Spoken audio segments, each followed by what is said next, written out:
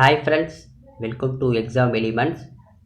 நம்ம வந்து பார்த்திங்கன்னா டிஎன்பிசியில் ஜிகே பகுதியில் இருக்க இந்திய அரசியலமைப்பு இந்த பகுதியிலேருந்து ஒவ்வொரு டாப்பிக்காக நம்ம பார்த்துட்டு வரலாம். ஓகேங்களா? இப்போ முதல் டாபிக் வந்து பார்த்திங்கன்னா இந்திய அரசியலமைப்பு. இந்த இந்திய அரசியலமைப்பு வந்து எப்படி உருவாக்கப்பட்டது, இதனுடைய உருவாக்கத்தின் வரலாறு என்ன, இதை பற்றி சொல்கிறது தான் இந்த டாபிக். ஓகேங்களா? இந்திய அரசியலமைப்பு எதை நோக்கமாக கொண்டுள்ளது, அதை வந்து எப்படி வந்து உருவாக்குனாங்க அப்படின்னு சொல்லி விவரமாக சொல்வது தான் இந்த டாபிக். ஓகேங்களா? இதுதான் நம்மளுடைய அரசியலமைப்பிலே முதல் டாபிக். இந்திய அரசியலமைப்பு சட்டம் எப்படி வந்து எழுதப்பட்டது அப்படின்னு சொல்லி பார்க்குறோம். ஓகேங்களா?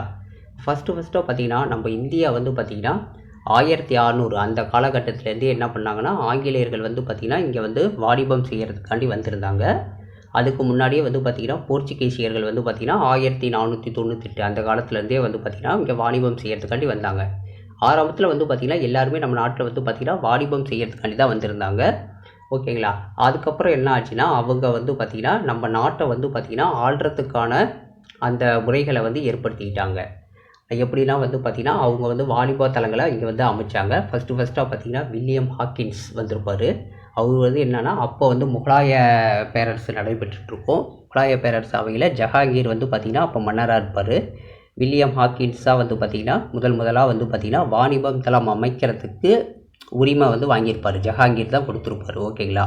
அவங்க வந்து உரிமம் கொடுத்து சூரத்தில் தான் வந்து பார்த்திங்கன்னா முதல் ஆங்கிலேய கிழக்கிந்திய கம்பெனியை நிறுவியிருப்பாங்க. வாணிபம் செய்கிறதுக்கு முதல் ஆங்கில இந்த கிழக்கிந்திய கம்பெனி வந்து பார்த்திங்கன்னா சூரத்தில் நிறுவப்பட்டிருக்கும். அடுத்தது தாமஸ் ரோ வருவார். ஓகேங்களா? இந்த மாதிரி ஒவ்வொருத்தராக வந்து ஒவ்வொரு இடத்தையா பிடிப்பாங்க. அடுத்தது வந்து பார்த்திங்கன்னா ஆங்கிலேயர்கள் மட்டும் இல்லாமல் இந்தியாவில் வந்து பார்த்திங்கன்னா வாணிபம் செய்கிறதுக்கு நிறைய பேர் வருவாங்க. டச்சுக்காரர்கள், பிரெஞ்சுக்காரர்கள், டேனியர்கள், இவங்க எல்லாருமே வருவாங்க. ஓகேங்களா? இவங்க எல்லாமே வாணிபம் செஞ்சிட்ருப்பாங்க. அவங்கவுங்க என்ன பண்ணுவாங்கன்னா ஒரு குறிப்பிட்ட பகுதியை பிடிக்க ஆரம்பிச்சிருவாங்க. சென்னை வந்து பார்த்திங்கன்னா ஃப்ரான்சிஸ் டே அவர் வந்து பார்த்திங்கன்னா சந்திரகிரி அரசர்கிட்டருந்து வாங்கியிருப்பார் சென்னையை வந்து பார்த்திங்கன்னா 1639ஆம் ஆண்டு.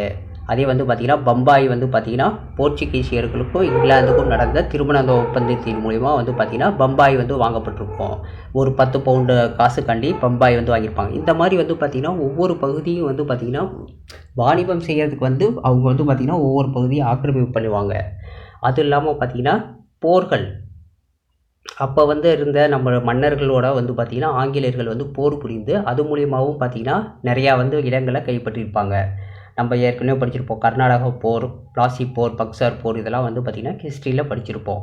இப்போ கர்நாடகா போர் வந்து பார்த்திங்கன்னா பிரெஞ்சுக்காரர்களுக்கும் ஆங்கிலேயர்களுக்கும் நடந்திருக்கும். அதில் நிறைய உடன்படிக்கையெல்லாம் போட்டிருப்பாங்க. அப்போ வந்து பார்த்திங்கன்னா ஆங்கிலேயர்கள் வெற்றி பெற்று பிரெஞ்சுக்காரர்களை வெளியேற்றியிருப்பாங்க. அடுத்தது வந்து பார்த்திங்கன்னா பிளாசி போர் வங்காளத்தில் நடைபெற்றிருக்கும். வங்காள பகுதிகளை பிடிப்பதற்காக பிளாசி போர் நடைபெற்றிருக்கும். ஸோ இந்த பிளாசி போர் தான் வந்து பார்த்திங்கன்னா ஆங்கிலேய ஆட்சியை வந்து பார்த்திங்கன்னா முதலாக அடிக்கோலியதற்கு ஒரு வழித்தோன்றலாக இருந்த போர்னால் பிளாசி போர் தான். இது வந்து பார்த்திங்கன்னா சிராஜுத் தௌலாவுக்கும் ராபர்ட் கிளைவுக்கும் நடந்திருக்கும் 1757 அந்த காலகட்டத்தில். அடுத்தது பக்சர் போர் 1764. இந்த பக்சர் போர் நடைபெற்ற மூலிமா ஆங்கிலேயர்கள் வந்து பார்த்திங்கன்னா இந்த கிழக்கிந்திய கம்பெனியை நிறுவி வரி வசூல் உரிமையை வந்து பெறக்கூடிய உரிமையெல்லாம் பெறுவாங்க. ஓகேங்களா? இதெல்லாம் வந்து நம்மளுடைய ஹிஸ்ட்ரி. அதாவது வந்து பார்த்திங்கன்னா இந்த மாதிரி தான் வந்து பார்த்திங்கன்னா நம்ம ஆங்கிலேயர்கள் வந்து நம்ம நாட்டை வந்து வாணிபம் செய்ய வந்து கொஞ்சம் கொஞ்சமாக நம்ம நாட்டில் இருக்க அனைத்து பகுதியிலையும் பிடிக்க ஆரம்பிச்சிட்டாங்க. இந்த மாதிரி பார்த்திங்கன்னா ஒவ்வொரு பகுதியும் வந்து பார்த்திங்கன்னா ஆங்கிலேயர்கள் வந்து போர் மூலியமாகவும் அவங்க இராணுவ நடவடிக்கைகள் மூலியமாகவும் வந்து பார்த்திங்கன்னா நம்ம இந்திய பகுதியில் ஆக்கிரமிப்பு பண்ணாங்க. இப்போ வந்து பார்த்திங்கன்னா இந்த இந்திய பகுதியில் ஆக்கிரமிப்பு பண்ணாங்க இல்லைங்களா, இந்த பகுதி எல்லாமே வந்து பார்த்திங்கன்னா அவங்க வந்து என்ன பண்ணணும்னா நிர்வகிக்கணும். அப்போ நிர்வகிக்கணும்னா அவங்களுக்கு வந்து என்ன வேணும்? இராணுவம் வேணும். ஓகேங்களா? இராணுவம் வேணும். இராணுவ அமைப்பை ஏற்படுத்தினாங்க. அதுக்குன்னு வந்து பார்த்திங்கன்னா ஆளுநர்களை நியமித்தாங்க. அவங்க வந்து பார்த்திங்கன்னா இந்த கம்பெனி ஆட்சிகளை வந்து பார்த்திங்கன்னா நிர்வகிக்கிறதுக்காண்டி பல பகுதிகளில் வந்து பார்த்திங்கன்னா ஆளுநர்கள், இராணுவ அமைப்பு எல்லாத்தையும் ஏற்படுத்தினாங்க.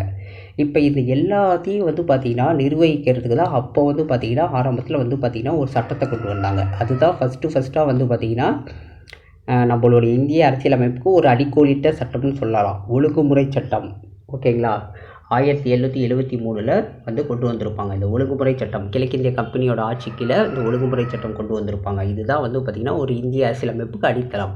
இங்கேருந்து தான் ஸ்டார்ட் ஆகுது. 1773 தான் நம்ம இந்திய அரசியலமைப்பு உருவாக்கத்திற்கான வரலாறு வந்து பார்த்திங்கன்னா ஸ்டார்ட் ஆகுது. ஓகேங்களா? இது வந்து பார்த்திங்கன்னா வாரன் ஹேஸ்டிங் அப்போ வந்து ஆளுநராக இருந்திருப்பார். அவர் காலத்தில் வந்து இந்த சட்டம் வந்திருக்கும்.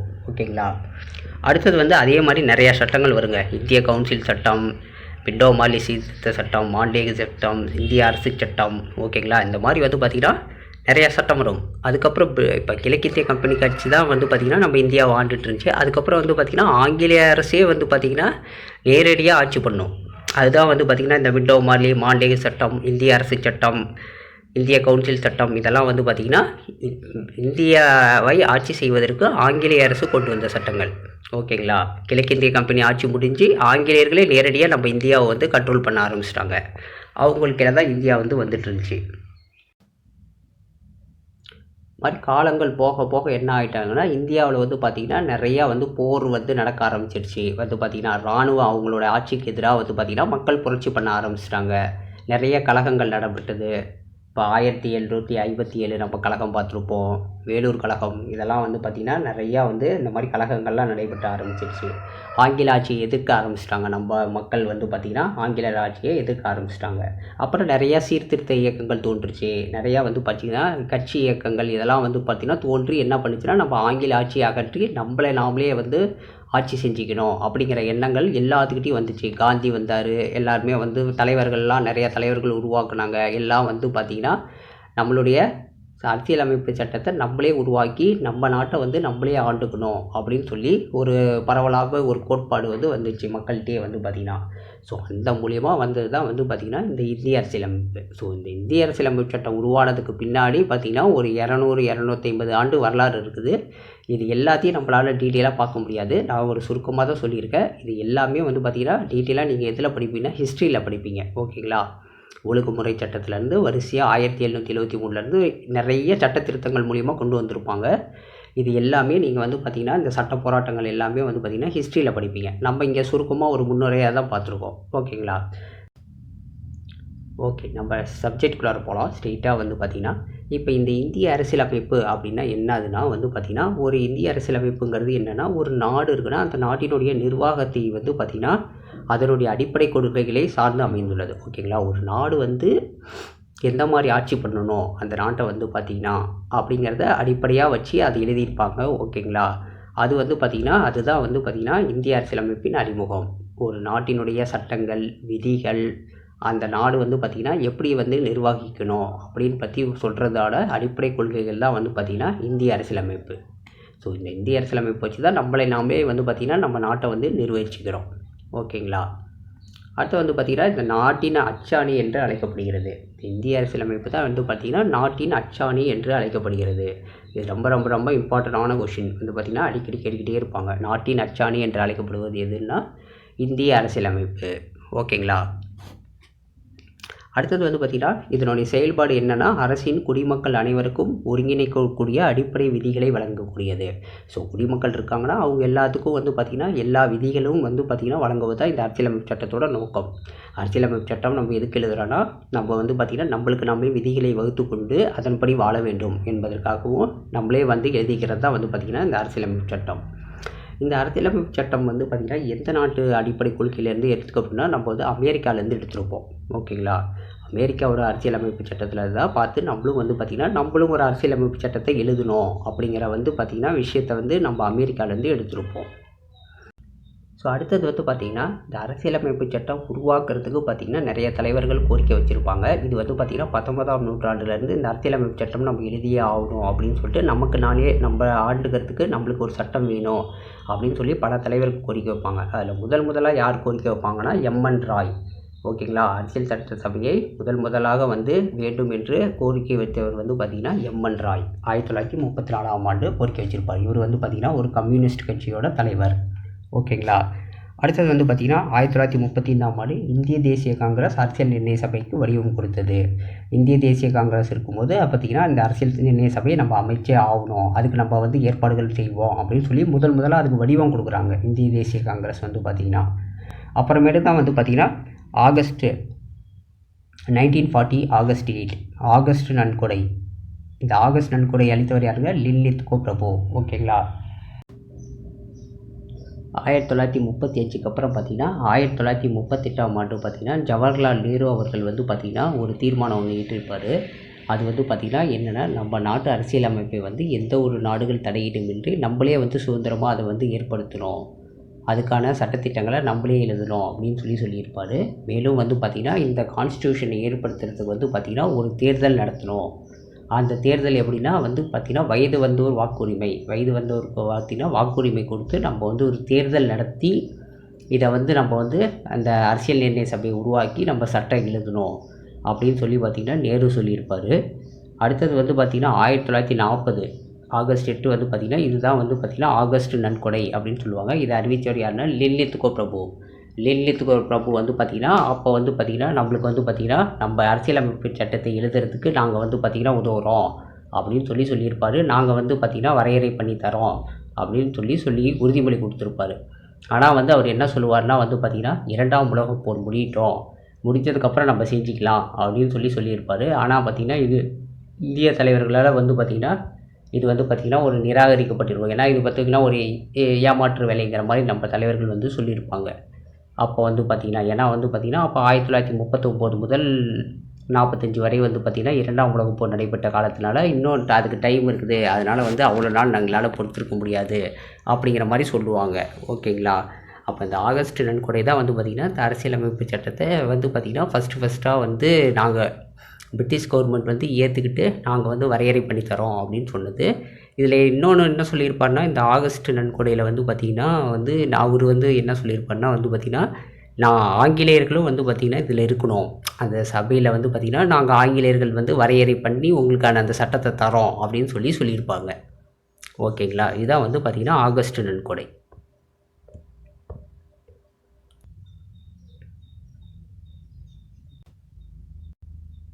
அடுத்தது வந்து பார்த்திங்கன்னா கிரிப்ஸ் தூதுக்குழு. கிரிப்ஸ் தூதுக்குழு வந்து பார்த்திங்கன்னா 1942 மார்ச் 22 அமைச்சிருப்பாங்க. கிரிப்ஸ் தூதுக்குழு வந்து பார்த்திங்கன்னா இதுவும் என்ன சொல்லும்னா வந்து பார்த்திங்கன்னா 2ஆம் உலகப் போர் முடிஞ்சதுக்கப்புறம் நாங்கள் வந்து இந்தியாவுக்கான அரசியலமைப்பை வரையறை செய்வதாக அறிவிச்சிருக்கோம். ஓகேங்களா? ஸ்டாஃபோர்ட் கிரிப்ஸ் தான் வந்து பார்த்திங்கன்னா இதனோட தலைவராக இருப்பார். இவரும் அதே தான் சொல்லுவார். நாங்கள் வந்து 2ஆம் உலகப் போர் முடிஞ்சதுக்கப்புறம் உங்களுக்கான அரசியலமைப்பை நாங்கள் வந்து வரையறை செய்கிறோம் அப்படின்னு சொல்லியிருப்பாங்க.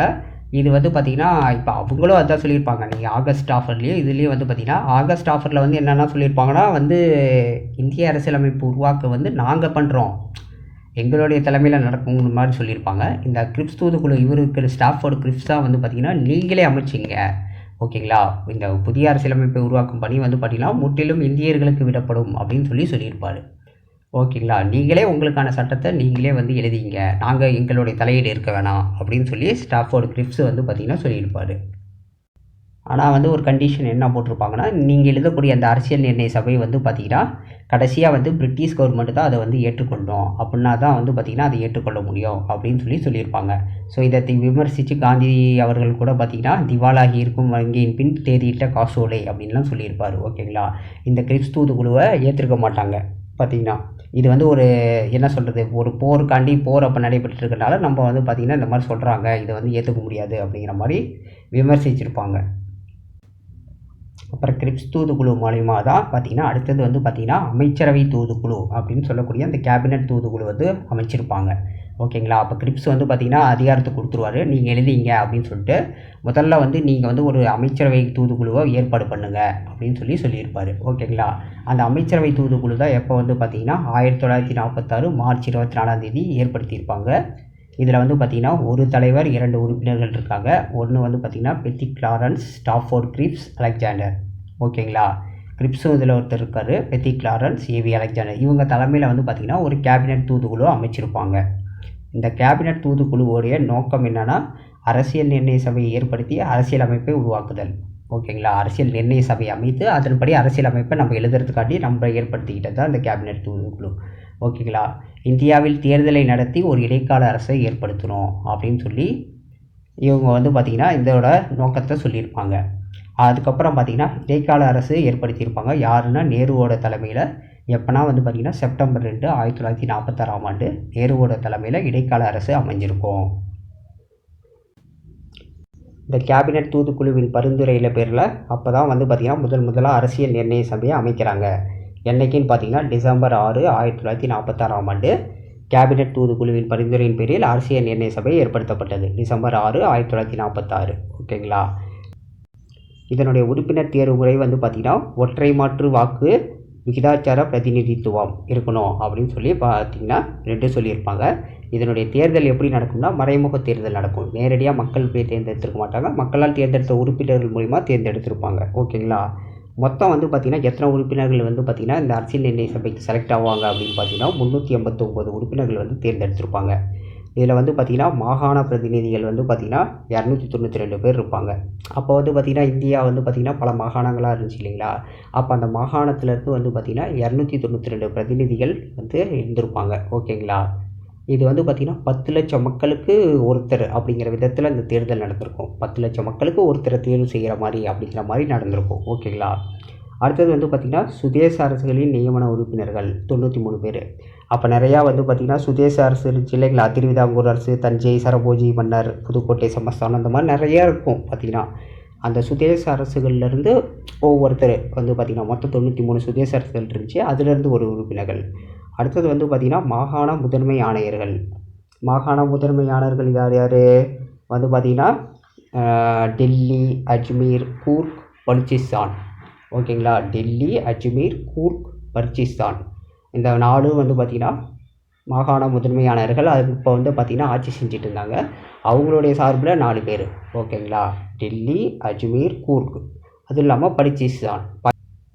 ஸோ மாகாணங்கள்லேருந்து தேர்ந்தெடுக்கப்பட்ட பிரதிநிதிகள் மொத்தம் பார்த்திங்கன்னா மொத்தம் 292 பேர். அடுத்தது வந்து பார்த்திங்கன்னா சுதேச அரசுகள்லேருந்து பார்த்திங்கன்னா அவங்க வந்து 93 பேர். சுதேச அரசுகள் பார்த்திங்கன்னா திருவிதாங்கூர் அரசு, தஞ்சை, சரபோஜி மன்னர், புதுக்கோட்டை சமஸ்தானம், இந்த மாதிரி வந்து பார்த்திங்கன்னா பல சுதேச அரசுகள் இருந்துச்சு. இவங்கள்லேருந்து வந்து பார்த்திங்கன்னா 93 பேர் தேர்ந்தெடுத்திருந்தாங்க. அடுத்தது வந்து பார்த்திங்கன்னா மாகாண முதன்மை ஆணையர். இவங்கெல்லாம் வந்து பார்த்திங்கன்னா இப்போ டெல்லி, அஜ்மீர், கூர்க் இந்த 3 பகுதி பார்த்திங்கன்னா அப்புறம் பலுச்சிஸ்தான் இந்த 4 பகுதி வந்து பார்த்திங்கன்னா மாகாண முதன்மை ஆணையர்கள் வந்து பார்த்திங்கன்னா ஆட்சி செஞ்சுட்டு இருந்தாங்க. அவங்கள வந்து பார்த்திங்கன்னா இந்த 4 பேர் அதிலேருந்து தேர்ந்தெடுத்தாங்க. மொத்தம் இதை பார்த்திங்கன்னா 292, 93 பேர், 3, 1 எல்லாம் கூட்டிங்கன்னா 389 பேர். ஸோ இந்த மொத்த உறுப்பினர்கள் வந்து பார்த்திங்கன்னா 389 பேர் தேர்ந்தெடுக்கப்பட்டாங்க. இந்த 389 பேரில் பெண் உறுப்பினர்கள் வந்து பார்த்திங்கன்னா 15 பேர் இருந்தாங்க. ஓகேங்களா. இப்போ வந்து பார்த்திங்கன்னா இவங்க உறுப்பினர்களை தேர்ந்தெடுத்தாச்சு. அப்புறம் வந்து பார்த்திங்கன்னா இப்போ அரசியல் சமைப்பு சட்டத்தை வந்து ஏற்படுத்துறதுக்காண்டி வந்து பார்த்திங்கன்னா முதல் கூட்டம் நடக்குது. ஓகேங்களா. அரசியலமைப்பு சபையோட முதல் கூட்டம் தேர்தல் நடந்துருச்சு. உறுப்பினர்களை தேர்ந்தெடுத்தாச்சு. இப்போ வந்து பார்த்திங்கன்னா அரசியலமைப்பு நிர்ணய சபையோட முதல் கூட்டம் வந்து நடக்குது. ஓகேங்களா. முதல் கூட்டம் எப்போ நடக்குது? டிசம்பர் 9, 1946 நடைபெறுகிறது. இதனுடைய முதல் கூட்டத்தில் வந்து பார்த்திங்கன்னா என்ன பண்ணுறாங்கன்னா தற்காலிகமாக ஒரு தலைவரை தேர்ந்தெடுக்கிறாங்க. அவர் தான் வந்து பார்த்திங்கன்னா சச்சிதானந்த சின்ஹா, டாக்டர் சச்சிதானந்த சின்ஹா தற்காலிக தலைவர். அடுத்தது வந்து பார்த்திங்கன்னா 2வது கூட்டம் எப்போ நடைபெற்றிருக்குன்னா டிசம்பர் 11, 1946 நடைபெற்றிருக்கும். 2 நாள் டிசம்பர் 9க்கு அப்புறம் டிசம்பர் 11 கூட்டம் கூடியிருப்பாங்க. இப்போ இதில் வந்து பார்த்திங்கன்னா நிரந்தர தலைவராக தேர்ந்தெடுத்திருப்பாங்க. டாக்டர் ராஜேந்திர பிரசாத்தை தான் நிரந்தர தலைவராக தேர்ந்தெடுத்திருப்பாங்க. ராஜேந்திர பிரசாத் யாருங்க? இந்தியாவின் முதல் குடியரசுத் தலைவர். அவரை வந்து நிரந்தர தலைவராக தேர்ந்தெடுத்திருப்பாங்க. இவர் கூட வந்து பார்த்திங்கன்னா 2 துணைத் தலைவர்கள் ஹச்ஜி முகர்ஜி, கிருஷ்ணமாச்சாரி, இவங்க 2 பேர்த்தையும் தேர்ந்தெடுத்திருப்பாங்க 2வது கூட்டத்தில். இதனுடைய சட்ட ஆலோசகர் யாருன்னா BN ராவ். ஓகேங்களா. அரசியல் நிர்ணய சபையின் சட்ட ஆலோசகர் யாருன்னா BN ராவ். ஓகேங்களா. அடுத்தது வந்து பார்த்திங்கன்னா 3வது கூட்டம். 3வது கூட்டம் வந்து பார்த்திங்கன்னா டிசம்பர் 13, 1946 நடைபெற்றிருக்கும். இதனுடைய பார்த்திங்கன்னா இந்த 3வது கூட்டத்தில் தான் வந்து பார்த்திங்கன்னா நேரு வந்து பார்த்திங்கன்னா ஒரு குறிக்கோள் தீர்மானத்தை வந்து கொண்டு வந்திருப்பார். நேரு வந்து பார்த்திங்கன்னா குறிக்கோள் தீர்மானத்தை கொண்டு வந்திருப்பார். நம்மளுடைய அரசியலமைப்பு சட்டத்தை எப்படி எழுதணும், அதை வந்து எந்த நாடு தலையீடுமின்றி நம்மளே எழுதிக்கணும் அப்படின்னு சொல்லி பார்த்திங்கன்னா ஒரு சில குறிக்கோள்களை கொண்டு அது ஒரு தீர்மானத்தை வந்து பார்த்திங்கன்னா கொண்டு வந்திருப்பார். இதுதான் வந்து பார்த்திங்கன்னா நேருவின் குறிக்கோள் தீர்மானம் அப்படின்னு சொல்லுவாங்க. இது வந்து பார்த்திங்கன்னா 3வது கூட்டத்தில் நேரு வந்து அறிமுகப்படுத்தியிருப்பார். இந்த நேருவோட குறிக்கோள் தீர்மானம் தான் நம்ம வந்து பார்த்திங்கன்னா முகவுரையாக வந்து பார்த்திங்கன்னா அரசியலமைப்பில் வச்சுருப்போம். அரசியலமைப்பில் முகவுரையில் சொல்லப்பட்டது எல்லாமே நேருவோடைய குறிக்கோள் தீர்மானத்தின் அடிப்படையில் அமைந்தது. இப்போ அடுத்தது வந்து பார்த்திங்கன்னா இப்போ அரசியல் நிர்ணய சபை கூட்டம்லாம் முடிஞ்சிருச்சு. தலைவர்கள்லாம் தேர்ந்தெடுத்தாச்சு, துணைத் தலைவரை தேர்ந்தெடுத்தாச்சு. இப்போ வந்து பார்த்திங்கன்னா நம்மளுடைய அரசியலமைப்பு சட்டத்தை எழுதணும். ஓகேங்களா. அப்போ அதுக்கு வந்து பார்த்திங்கன்னா சட்ட வரைவு குழு வேணும். ஓகேங்களா. அந்த சட்டத்தை எழுதணும்னா வந்து பார்த்திங்கன்னா அதுக்குன்னு ஒரு வரைவு குழு வேணும். அப்படி ஏற்படுத்தப்பட்டது தான் இந்த சட்ட வரைவு குழு. ஓகேங்களா. நம்மளுடைய அரசியலமைப்பு சட்டத்தை எழுதுவதற்காக ஏற்படுத்தப்பட்டது தான் இந்த சட்ட வரைவு குழு. இதை எப்போ உருவாக்குறாங்க? ஆகஸ்ட் 29, 1947 அரசியலமைப்பு சட்ட வரைவு குழுவை உருவாக்குறாங்க. இது உறுப்பினர்கள் வந்து பார்த்திங்கன்னா ஒரு தலைவர் 6 உறுப்பினர்கள் இருக்காங்க. தலைவர் யாருன்னு பார்த்தீங்கன்னா டாக்டர் பிஆர் அம்பேத்கர். சட்டவரைவு குழுவின் தலைவர் யாருன்னா டாக்டர் பிஆர் அம்பேத்கர். ஓகேங்களா. உறுப்பினர்கள் யார் யாருன்னு பாருங்கள்.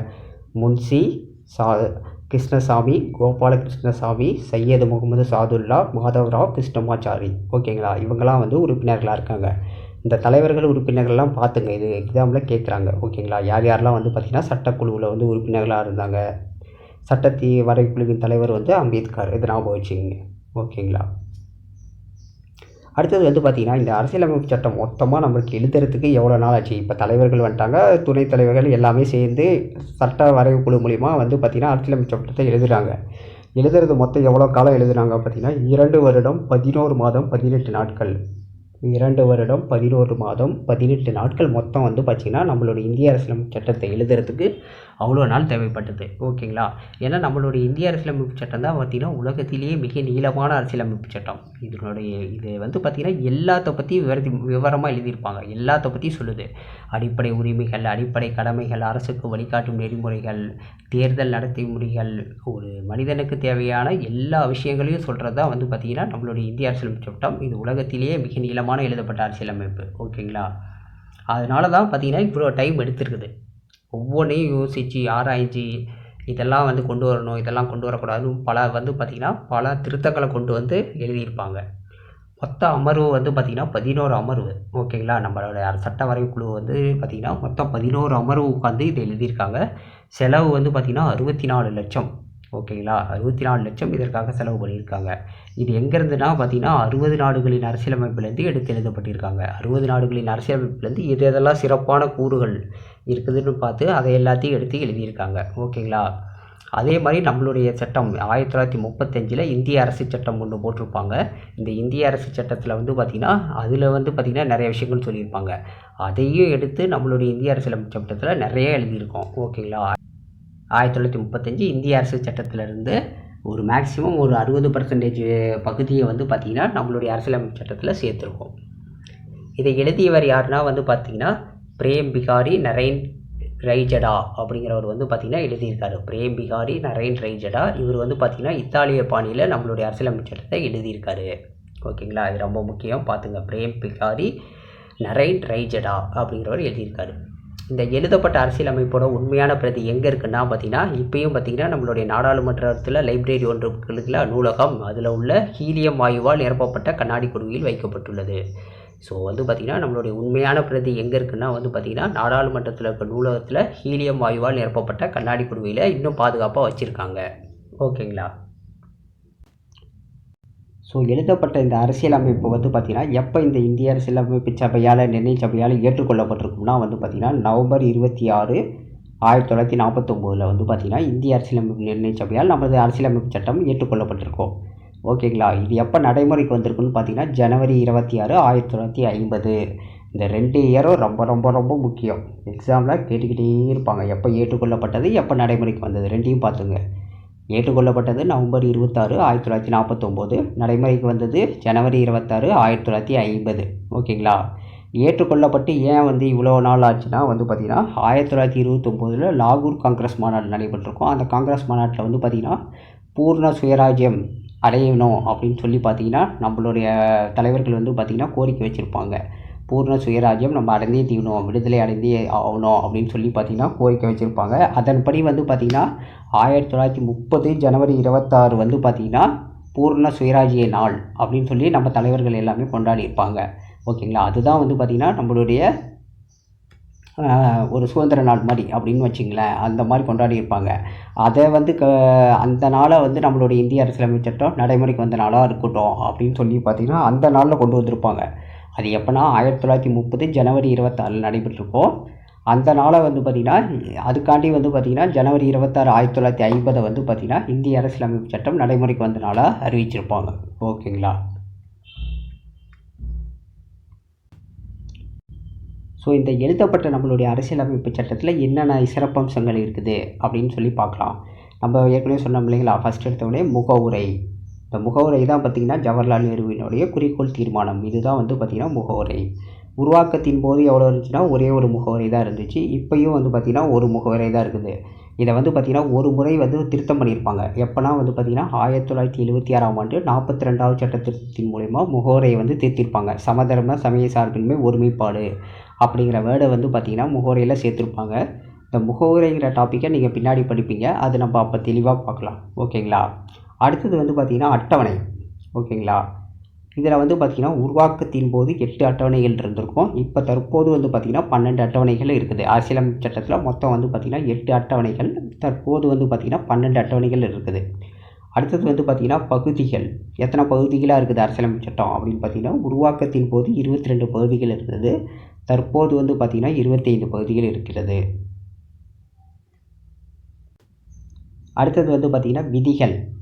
உருவாக்கத்தின் போது எத்தனை விதிகள் இருந்துச்சு? மொத்தம் 395 விதிகள் எழுதியிருக்காங்க உருவாக்கத்தின் போது. இப்போ வந்து பார்த்திங்கன்னா 465க்கு மேலப்பட்ட விதிகள் இருக்குது. ஸோ அப்பப்போ காலத்துக்கு ஏற்ற மாதிரி நம்ம வந்து ஆட் பண்ணிக்கிறோம். ஓகேங்களா? இப்போ தற்போது வந்து பார்த்திங்கன்னா 465 விதிகளுக்கு மேலே போயிடுச்சு. ஓகேங்களா? அடுத்தது வந்து பார்த்திங்கன்னா அடிப்படை உரிமைகள் வந்து பார்த்திங்கன்னா நம்மளுக்கு அரசியலமைப்பு உருவாக்கத்தின் போது 7 உரிமைகள் இருந்தது. தற்போது வந்து பார்த்திங்கன்னா 6 உரிமைகள் இருக்கும். சொத்துரிமை வந்து பார்த்திங்கன்னா அடிப்படை உரிமையிலேருந்து நீக்கிட்டு இப்போ வந்து பார்த்திங்கன்னா மொத்தம் 6 உரிமை தான் இருக்குது. இது எல்லாமே நீங்கள் தனியாக படிப்பீங்க. அந்த அடிப்படை உரிமைகள், பகுதிகள், அட்டவணைகள், விதிகள் எல்லாமே பார்த்திங்கன்னா பின்னாடி படிப்பீங்க. அப்போ நம்ம தெளிவாக பார்க்கலாம். அதே மாதிரி வந்து பார்த்திங்கன்னா இந்திய குடிமகனுக்கு சொல்லப்பட்ட அடிப்படை கடமைகள். ஓகேங்களா? கடமைகள் வந்து பார்த்திங்கன்னா அரசியலமைப்பு உருவாக்கத்தின் போது 10 கடமைகள் இருந்தது. தற்பொழுது வந்து பார்த்திங்கன்னா 11 கடமைகள் ஆட் பண்ணியிருப்பாங்க. இதெல்லாம் வந்து பார்த்திங்கன்னா குழந்தையின் கல்வி 6 முதல் 14 வயதுக்கு உட்பட்ட குழந்தையின் கல்வி வந்து பார்த்திங்கன்னா ஆட் பண்ணியிருப்பாங்க. அடுத்தது வந்து பார்த்திங்கன்னா மொழிகள். இந்திய அரசியலமைப்பு உருவாக்கத்தின் போது 14 மொழிகள் இருந்துச்சு. இப்போ வந்து பார்த்திங்கன்னா 22 மொழிகள் இருக்குது. அங்கீகரிக்கப்பட்ட மொழிகள் வந்து பார்த்திங்கன்னா இப்போ 22 மொழிகள் வந்து நம்மளுடைய அரசியலமைப்பு சட்டத்தில் இருக்குது. ஓகேங்களா? இது எல்லாமே பார்த்துங்க. இது எல்லாமே கேட்பான் கொஷினில் வந்து பார்த்திங்கன்னா தற்போது எவ்வளோ இருக்குது, உருவாக்கத்தின் போது எவ்வளோ இருக்குது, இது ரெண்டுமே கேட்பாங்க. பார்த்துங்க. ஓகேங்களா? ரொம்ப இம்பார்ட்டண்ட் இது. அடுத்தது வந்து பார்த்திங்கன்னா இந்த இந்திய அரசியலமைப்பு நிர்ணய சபை அமைச்சு பார்த்திங்கன்னா நம்மளுடைய வந்து பார்த்திங்கன்னா சட்ட வரைவு குழு அமைச்சாங்க. பார்த்திங்களா? சட்ட வரைவு குழு மாதிரியே பார்த்திங்கன்னா நிறையா குழுக்கள் அமைச்சிருப்பாங்க. அது என்னென்ன குழுக்கிறது பார்க்கலாம். இது முக்கியமாக வந்து பார்த்திங்கன்னா மொத்தம் வந்து பார்த்திங்கன்னா 8 பெரிய குழுக்கள் இருக்கும், 13 சிறிய குழுக்கள் இருக்கும். நம்ம இங்கே வந்து பார்த்திங்கன்னா 8 பெரிய குழுக்கள் மட்டும் பார்ப்போம். அது வந்து பார்த்திங்கன்னா எக்ஸாமில் அதிகமாக கேட்குறாங்க. சிறிய குழுக்களும் இருக்குது, 13 குழுக்கள் இருக்குது. நம்ம இங்கே வந்து மேஜராக 8 பெரிய குழுக்கள் என்னென்ன குழு இருந்துச்சுன்னு பார்க்கலாம். ஓகேங்களா? இப்போ ஜவஹர்லால் நேருவோட தலைமையில் வந்து பார்த்திங்கன்னா மத்திய அதிகார குழு, மத்திய அரசியலமைப்பு குழு, மாநில குழு, இது 3 குழுவும் பார்த்திங்கன்னா ஜவஹர்லால் நேரு அவர்கள் வந்து தலைவராக இருக்கும்போது ஏற்படுத்தியிருப்பாங்க. மத்திய அதிகார குழு, மத்திய அரசியலமைப்பு குழு, மாநில குழு. ஓகேங்களா? இப்போ நேருன்னு வந்தாவே நீங்கள் எப்படி ஞாபகம் வச்சுக்கிங்கன்னா மத்தியம்னு வந்தாவே சென்ட்ரல் கவர்மெண்ட் அப்படின்னா நேருன்னு ஞாபகம் வச்சுக்கிங்க. ஓகேங்களா? பிரதமராக இருந்தார் நேரு. மத்தியம், மாநிலம் அப்படிங்கிற வார்த்தை வந்தாவே நேருங்கிற மாதிரி ஞாபகம் வச்சுக்கிங்க. ஓகேங்களா? ஃபஸ்ட்டு மத்திய மாநிலம் அப்படின்னு சொன்னாவே வந்து பார்த்திங்கன்னா நேரு அப்படின்னு சொல்லி ஞாபகம் வச்சுங்க. அடுத்தது வந்து பார்த்திங்கன்னா வல்லபாய் பட்டேல் எந்தெந்த குழுக்கு தலைவராக இருந்திருப்பான்னா மாகாண அரசியலமைப்பு குழு, அடிப்படை உரிமை குழு. மாகாண அரசியலமைப்பு குழு, அடிப்படை உரிமை குழு, இது ரெண்டுக்கும் பார்த்திங்கன்னா வல்லபாய் பட்டேல் தலைமையிலாக இருந்திருப்பார். இதை ஷார்ட்கட்டாக எப்படி ஞாபகம் வச்சுக்கிறீங்கன்னா இப்போது உதாரணத்துக்கு நம்ம வந்து பார்த்திங்கன்னா அரிசி சாப்பிட்டோம்னா என்ன பண்ணுவாங்க, வீட்டில் வந்து பார்த்திங்கன்னா பட்டுன்னு அடிப்பாங்க அப்படின்னு சொல்லி ஞாபகம் வச்சுங்க. அரசியலமைப்புன்னு வருது இல்லைங்களா? அரசியலமைப்பு பட்டேலுங்கிறத பட்டுன்னு அடிப்பாங்க, அடிப்படை அப்படிங்கிறத ஞாபகம் வச்சுங்க. ஸோ அரிசி சாப்பிட்டா வீட்டில் என்ன பண்ணுவாங்க, பட்டுன்னு நம்ம அம்மா வந்து அடிப்பாங்க இல்லைங்களா? சின்ன வயசுலாம் நம்மளே அந்த மாதிரி ஞாபகம் வச்சுங்க. மாகாண அரசியல், அரிசிங்கிறது அரசியலமைப்பு, பட்டேலுங்கிறது பட்டுன்னு அடிக்கிறது அப்படின்னு சொல்லி ஞாபகம் வச்சுங்க. அடுத்தது வந்து பார்த்திங்கன்னா ராஜேந்திர பிரசாத். ஓகேங்களா? ராஜேந்திர பிரசாத் அவர்களுடைய குடியரசுத் தலைவர் ராஜேந்திர பிரசாத் அவர்களுடைய தலைமையில் வந்து யாரோட என்னென்ன குழு இருக்குன்னா இயக்கக்குழு, செயல்முறை விதிக்குழு. ஓகேங்களா? இயக்கக்குழு, செயல்முறை விதிக்குழு. ஸோ இதை எப்படி நம்ம ஷார்ட்கட்டாக ஞாபகம் வச்சுக்கலாம்னா இப்போ ராஜா தான் வந்து பார்த்திங்கன்னா மக்களை இயக்கிறதுக்கு விதிகளை வந்து வகுப்பார்.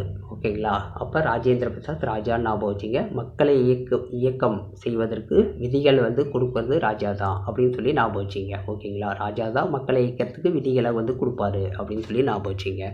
அடுத்தது வந்து பார்த்திங்கன்னா பிஆர் அம்பேத்கர் வரைவு குழு. இது வந்து நம்மளுக்கு எல்லாத்துக்கும் தெரியும். பிஆர் அம்பேத்கர் தான் சட்ட வரைவு குழுவுடைய தலைவர். ஓகேங்களா? இந்த மேஜர் 8 கமிட்டியும் வந்து பார்த்திங்கன்னா நல்லா படிச்சு வச்சுங்க. இது எக்ஸாமில் அடிக்கடி கேட்குறாங்க. ஓகேங்களா? அரசியல் நிர்ணய சபையோட பணிகள் பார்க்கலாம். இப்போ அந்த அரசியல் நிர்ணய சபை வந்து பார்த்திங்கன்னா இவங்க வந்து அரசியலமைப்பு சட்டத்தை உருவாக்கியதோடு ஒரு கூடுதலாக சில பணிகளை செய்தாங்க. அது வந்து என்னங்கிறத பார்க்கலாம். முதல்ல வந்து பார்த்திங்கன்னா காமன்வெல்த் நாடுகளில் வந்து பார்த்திங்கன்னா இந்தியா இணையறதுக்கு இவங்க தான் வந்து பதிப்புனா முதல் ஏற்பளிப்பை வழங்கினாங்க. ஓகேங்களா? அது எப்போன்னு பார்த்தீங்கன்னா 1949 மேலே வந்து கொடுத்தாங்க. இந்தியா வந்து பார்த்திங்கன்னா 1953 காமன்வெல்த் நாடுகளோடு இணைஞ்சிச்சு. இப்போ வரைக்கும் மெம்பராக தான் இருக்குது. மொத்தம் வந்து பார்த்திங்கன்னா ஒரு 56 நாடுகள் வந்து பார்த்திங்கன்னா காமன்வெல்த் கூட்டமைப்பில் வந்து பார்த்திங்கன்னா உறுப்பினர்களாக இருக்காங்க. அடுத்ததாக நமது தேசிய கொடியை வந்து பார்த்திங்கன்னா அங்கீகரித்தாங்க இந்த அரசியல் நிர்ணய சபை மூலமா. அது எப்போன்னு பார்த்தீங்கன்னா ஜூலை 22, 1947. ஓகேங்களா? நமது தேசிய கொடி வந்து பார்த்திங்கன்னா மூவண்ண கொடி. இதை வந்து பார்த்திங்கன்னா அங்கீகரித்தாங்க. வந்து பார்த்திங்கன்னா அரசியல் நிர்ணய சபையை அங்கீகரித்தாங்க. அடுத்தது வந்து பார்த்திங்கன்னா நமது தேசிய கீதம் ஜனகணமன. இதை வந்து பார்த்திங்கன்னா ரவீந்திரநாத் தாகூரால் இயற்றப்பட்டிருக்கும். இந்த தேசிய கீதம் வந்து பார்த்திங்கன்னா ஜனவரி 24, 1950 அரசியல் நிர்ணய சபையால் அங்கீகரிக்கப்பட்டது. ஓகேங்களா? இந்த தேசிய கீதம் வந்து பார்த்திங்கன்னா முதலாக கொல்கத்தா இந்திய தேசிய காங்கிரஸ் மாநாட்டில் பாடியிருப்பாங்க. மொத்தம் வந்து பார்த்திங்கன்னா 52 வினாடிகளில் பாடி முடிக்கணும். ஓகேங்களா? அடுத்தது வந்து பார்த்திங்கன்னா நமது தேசிய பாடல் வந்து பார்த்திங்கன்னா யார் எழுதியிருப்பாங்கன்னா வங்காள எழுத்தாளர் பங்கீம் சந்திர சட்டர்ஜி. அவர் வந்து பார்த்திங்கன்னா வந்தே மாதரம் என்ற பாடலை வந்து எழுதியிருப்பார். இது வந்து பார்த்திங்கன்னா ஒரு விடுதலை போராட்ட உணர்வுகளை தூண்டக்கூடிய பாடல். ஓகேங்களா? அதனால் வந்து பார்த்திங்கன்னா இது நம்மளுடைய தேசிய கீதத்துக்கு இணையாகவும் தேசிய பாடலை வந்து பார்த்திங்கன்னா இது வந்து அதுக்கு இணையாக பார்க்குறாங்க. ஓகேங்களா? இந்த தேசிய பாடல் வந்து எதுலேருந்து எடுத்திருப்பாங்கன்னா ஆனந்த மடம் என்ற நாவலிலிருந்து எடுத்திருப்பாங்க. இந்த தேசிய பாடல் வந்து பார்த்திங்கன்னா அரசியல் நிர்ணய சபையினால் எப்போ அங்கீகரிச்சிருப்பாங்கன்னா ஜனவரி 24, 1950. அப்போ தேசிய கீதம் தேசிய பாடல் ரெண்டுமே பார்த்திங்கன்னா ஜனவரி 24, 1950. அடுத்தது வந்து பார்த்திங்கன்னா முதல் குடியரசுத் தலைவராக யாரை தேர்ந்தெடுத்திருப்பாங்கன்னா டாக்டர் ராஜேந்திர பிரசாத் அவர்களை தேர்ந்தெடுத்திருப்பாங்க ஜனவரி 24, 1950. ஓகேங்களா? அப்போ இந்த 3 இயரும் பார்த்துங்க. ஜனவரி 24, 1950 மூணுமே வந்து தேசிய கீதம் தேசிய பாடல் முதல் குடியரசுத் தலைவராக டாக்டர் ராஜேந்திர பிரசாத் அவர்களை தேர்ந்தெடுத்ததும் ஜனவரி 24, 1950. தேசிய கொடி மட்டும் பார்த்திங்கன்னா ஜூலை 22, 1947. இதை பார்த்துங்க. ஓகேங்களா? இதுதான் வந்து பார்த்திங்கன்னா அரசியல் நிர்ணய சபையோட பிற பணிகள். இந்த தேசிய கொடி இந்த நாளை வந்து பார்த்திங்கன்னா இந்த இயரை எப்படி ஞாபகம் வச்சுக்கலாம் அப்படின்னா வந்து பார்த்திங்கன்னா இப்போ வருஷத்துக்கு பார்த்திங்கன்னா 2 தடவை வந்து சுதந்திர தினம் குடியரசு தினம் கொடியேற்றுவாங்க இல்லைங்களா? அப்போ 2 வருது பார்த்திங்களா? 2 வச்சுங்க, ஞாபகம் வச்சுங்க. 2 தடவை நம்ம வந்து பார்த்திங்கன்னா சுதந்திர தினம் குடியரசு தினம் கொண்டாடுவோம் ஒரு வருஷத்துக்கு அப்படின்னு சொல்லி ஞாபகம் வச்சுங்க. இது வந்து பார்த்திங்கன்னா இயர் வந்து பார்த்திங்கன்னா 1947. அப்போ சுதந்திர தினம் அந்த இயர் தான் வந்து பார்த்திங்கன்னா அதை ஞாபகம் வச்சுங்க. இல்லைன்னா வந்து இப்படி கூட ஞாபகம் வச்சுங்க. இப்போ நம்ம வந்து கொடியேற்றுற அன்றைக்கி என்ன பண்ணுவோம்? 4 மணிக்கு எழுந்துச்சி குளித்து கிளம்பிட்டு 7 மணிக்கெலாம் ஸ்கூலுக்கு போயிடுவோம் கொடி ஏற்றுறதுக்கு அப்படின்னு சொல்லி ஞாபகம் வச்சுங்க. இப்போ இந்த தேசிய கீதம் தேசிய பாடல் குடியரசுத் தலைவர் ராஜேந்திர பிரசாத் இது எல்லாமே ஜனவரி 24, 1950. ஸோ ஓகேங்களா? இது 3 கம்பைன் பண்ணி படிச்சிங்க. ஓகேங்களா? இதுதான் வந்து பார்த்திங்கன்னா அரசியல் நிர்ணய சபையோட பிற பணிகள். இவ்வளோ தான் வந்து பார்த்திங்கன்னா இந்திய அரசியலமைப்பு டாபிக். இந்த டாப்பிக்கில் வந்து பார்த்திங்கன்னா நம்ம எல்லா முக்கியமான பாயிண்ட்ஸ் எல்லாத்தையும் பார்த்துட்டோம். இது ஸ்கூல் புக்கில் இருக்க பாயிண்ட்ஸும் நான் எல்லாமே எடுத்து எழுதியிருக்கேன். எக்ஸ்ட்ரா பாயிண்ட்ஸும் எடுத்து எழுதியிருக்கேன். ஓகேங்களா? நம்ம ஆரம்பத்துலேருந்து என்ன பார்த்தோன்னா இந்திய அரசியலமைப்பு உருவான வரலாறு பார்த்தோம். ஆங்கிலேயர்கள் நம்ம நாட்டுக்கு வந்து வந்தது, கிழக்கிந்திய கம்பெனி ஆரம்பித்தது, நம்மளே வந்து பார்த்திங்கன்னா அடிமைப்படுத்தி அவங்க ஆண்டது எல்லாமே பார்த்தோம். அப்புறம் அந்த ஒழுங்குமுறை சட்டத்திலேருந்து என்னென்ன சட்ட போராட்டங்கள் நடந்தது அப்படிங்கிறதெல்லாம் பார்த்தோம். அப்போ இந்திய அரசியலமைப்புனா என்னென்னு பார்த்தோம். அதோட அறிமுகம், அதனுடைய செயல்பாடு என்ன, பெறப்பட்ட நாடு எதுன்னு பார்த்திங்கன்னா அமெரிக்கா. ஓகேங்களா? அரசியலமைப்பு உருவாக்க ஏற்பட்ட கோரிக்கைகள் ஆரம்பத்தில் என்னென்ன கோரிக்கைகள் வச்சுருந்தாங்க. முதல் அரசியல் சபை வேணும் அப்படின்னு சொல்கிறவர் யாருன்னா வந்து பார்த்திங்கன்னா எம்என் ராய். பார்த்திங்கன்னா அடுத்தது காங்கிரஸ் சொல்லியிருப்பாங்க. அப்புறம் ஆகஸ்ட் நன்கொடை, கிரிப்ஸ் தூதுக்குழு, கேபினட் தூதுக்குழு அமைச்சிருப்பாங்க. கேபினட் தூதுக்குழு அமைச்சு வந்து பார்த்திங்கன்னா இடைக்கால அரசு அமைப்பாங்க. இடைக்கால அரசுக்கு அப்புறம் அரசியல் நிர்ணய சபையை வந்து அமைச்சிருப்பாங்க. அந்த அரசியல் நிர்ணய சபையில் மொத்தம் 389 உறுப்பினர்கள் இருப்பாங்க. அவங்க வந்து பார்த்திங்கன்னா அரசியல் நிர்ணய சபையை அமைச்சு அதுக்கு ஒரு கூட்டத்தை நடத்தி தலைவர்கள் துணைத் தலைவர் தேர்ந்தெடுப்பாங்க. முதல் கூட்டம் வந்து பார்த்திங்கன்னா டிசம்பர் 9, 1946 நடக்கும். தற்காலிக தலைவராக சச்சிதானந்த சின்ஹா தேர்ந்தெடுத்திருப்பாங்க. இரண்டாவது கூட்டம் டிசம்பர் 11, 1946. அதில் வந்து பார்த்திங்கன்னா நிரந்தர தலைவராக டாக்டர் ராஜேந்திர பிரசாத்தை தேர்ந்தெடுத்திருப்பாங்க. அடுத்தது வந்து பார்த்திங்கன்னா மூன்றாவது கூட்டம் டிசம்பர் 13, 1946. அதில் தான் வந்து பார்த்திங்கன்னா நேரு வந்து குறிக்கோள் தீர்மானத்தை கொண்டு வந்திருப்பார். அந்த குறிக்கோள் தீர்மானம் தான் நம்ம முகவரைன்னு சொல்கிறோம். அப்புறம் இவங்கெல்லாம் சேர்ந்து சட்ட வரைவு குழு அமைச்சிருப்பாங்க. அரசியலமைப்பு சட்டத்தை எழுதுறதுக்காண்டி அதனுடைய தலைவர் அம்பேத்கர். ஓகேங்களா. அவங்க வந்து பார்த்திங்கன்னா சட்டத்தை எழுதி எல்லாத்தையும் அரசியலமைப்பில் பல நாடுகள்லேருந்து எடுத்து எழுதியிருப்பாங்க. அப்போ ஃபைனலாக வந்து பார்த்திங்கன்னா இந்த இந்திய அரசியலமைப்பு ஏற்றுக்கொள்ளப்பட்டது நவம்பர் 26, 1949. இந்திய அரசியலமைப்பு நடைமுறைக்கு வந்துச்சு ஜனவரி 26, 1950. இந்த இயரை நல்லா ஞாபகம் வச்சுங்க. அப்புறம் நம்ம என்ன பார்த்தோம், இந்திய அரசியலமைப்பு உருவாக்கத்தின் போது என்னென்ன இருந்துச்சு, தற்போது என்னென்ன இருக்குது, அந்த முகவுரை, அட்டவணை, பகுதிகள் இதெல்லாம் பார்த்தோம் இல்லைங்களா, அதெல்லாம் பார்த்துங்க. அப்புறமேட்டுக்கு வந்து குழுக்கள் பார்த்தோம், 8 குழுக்கள், அந்த குழுக்கள் பார்த்தோம். அடுத்தது வந்து பார்த்திங்கன்னா அரசியலமைப்பு சபையோட பிற பணிகள், இதை எல்லாத்தையும் பார்த்தோம். சொன்ன எல்லா பாயிண்ட்ஸையும் நல்லா படிச்சிங்க. ஓகேங்களா. இவ்வளோ தான் இந்த டாபிக். ஸோ நான் இதோட நோட்ஸ் வேணால் வந்து பார்த்திங்கன்னா உங்களுக்கு டிஸ்கிரிப்ஷனில் பிடிஎஃபாக போடுறேன்.